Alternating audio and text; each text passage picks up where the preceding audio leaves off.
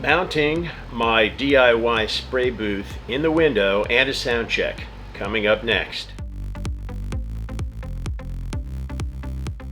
Bob Johnson with PK&W Railroad coming at you with the fourth and I believe last installment in my series on building my own spray booth. I'll put a link hopefully on the screen right up here with a link to the playlist so that you can see the other videos in this series if you haven't seen those already. Coming attraction, DIY paint drying booth. That'll be my next big project, I think, in a tools category. As I said previously, the windows here in the basement where I'm going to install my spray booth open out, and so that creates some difficulties. Here you see the screen mounts on the inside of the window. May not be very easy to see, so I have to take this out in order to install a sheet of material that will hold the exhaust for my spray booth. So I took this screen and I used it as a template, and I cut a sheet of fiberboard. As you can see here, I cut this sheet of fiberboard to match the width of the screen, and I installed this vent for the exhaust.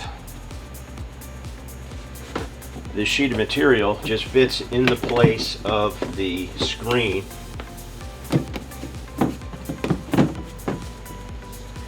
In the window like that. Now, of course, it could still fall out.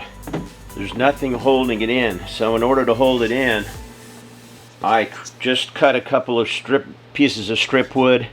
I put a piece of foam core on the back to press up against the board. I then installed Velcro on the edge of this board and on the edge of the window so that this board fits right across here, sticks on the Velcro and keeps that from falling out of the window. I have one up above that fits up there to hold it, and that secures it in place. Well, some might consider it an extravagance, but I spent an extra 10 bucks on this thing called a Snap 2 vent. You can get it off Amazon, and I'm sure you can get it at a big box hardware store.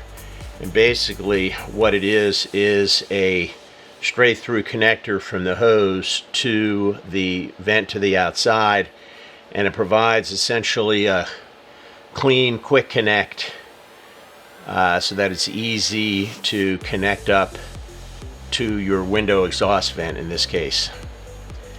There's a little gasket that they provide that goes around here, and then this is the first time I've attached this, so I'm going to have to stretch the hose.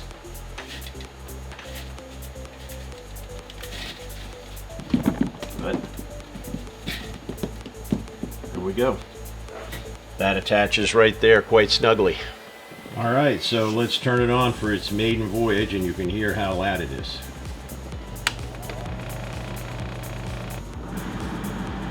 So, I think you can hear it's pretty quiet.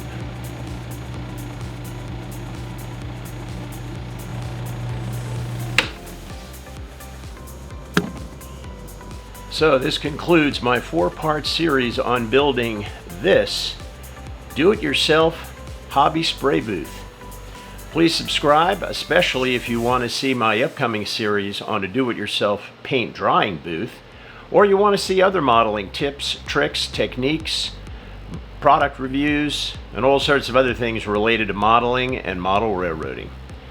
Until next time, Bob Johnson with PK&W Railroad signing off. Happy modeling.